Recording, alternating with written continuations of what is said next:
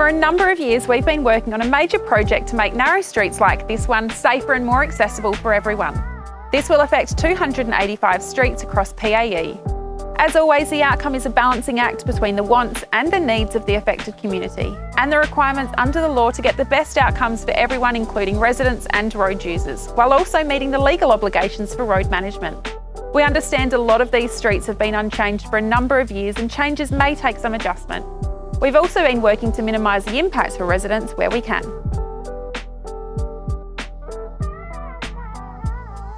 We're making changes to narrow streets to allow cars, cyclists, rubbish trucks and importantly emergency service vehicles to travel unimpeded along streets where they often face difficulties due to parked vehicles, blocking access or impeding visibility. For emergency vehicles in particular, narrow streets can cause problems when time is of the essence, causing them to be held up or possibly not even being able to get near where they need to be.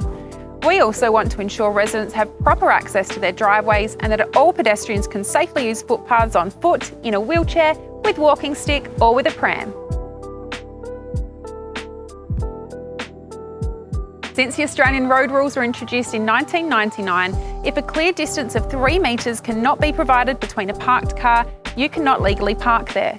Since this time, Council have relied on road users to abide by this rule. However, with more and more households having multiple vehicles and more people parking on the streets, we have no choice but to formalise this arrangement to improve things for all users who share narrow streets.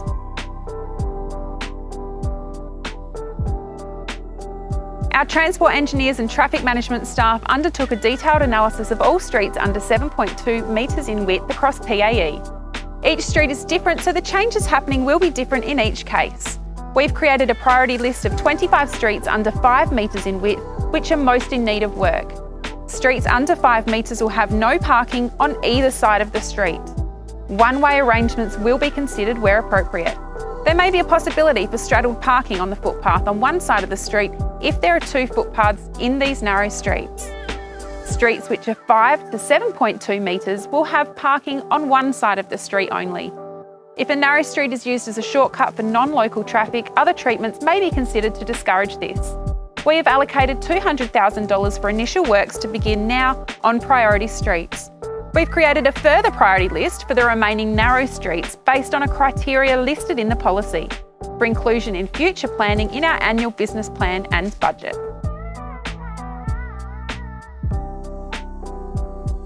We've undertaken a very thorough consultation with our community about this. While things need to change, it's important that you're involved in the discussions and decisions that affect you and where you live.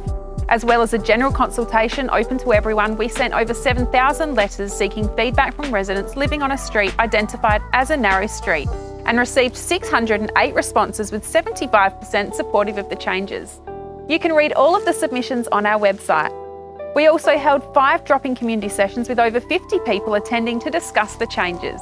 We thank everyone who provided their feedback. All affected residents have been contacted again via mail regarding the program of works. Regular updates are provided on our website. Some streets will have further consultation while some will receive a notification of works as there is no further consultation possible.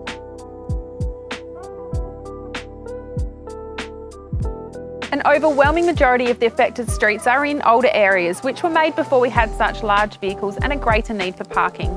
Others, such as Lightsview, were caused by other factors. At the time of Lightsview's development, the council did not have the jurisdiction to approve the width of the streets or the amount of on-street parking in the area, as this was done by the state government.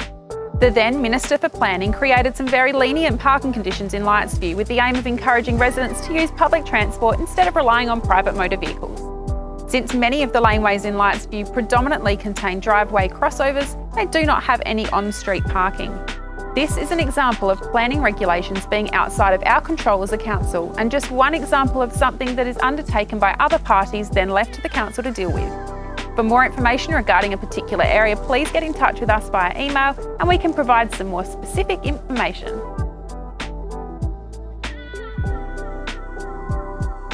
99% of properties have parking in a driveway, carport or garage available. We encourage you to park your vehicle on your property if you can, or in a designated parking bay on the street. Vehicles may be parked on the street where it's safe and they do not breach any Australian road rule or existing parking conditions. Always remember that a minimum of 3 metres distance between vehicles must be left. To learn more about this project, please visit our website cityofpae.sa.gov.au or feel free to reach out to our transport team by calling 8405 6600.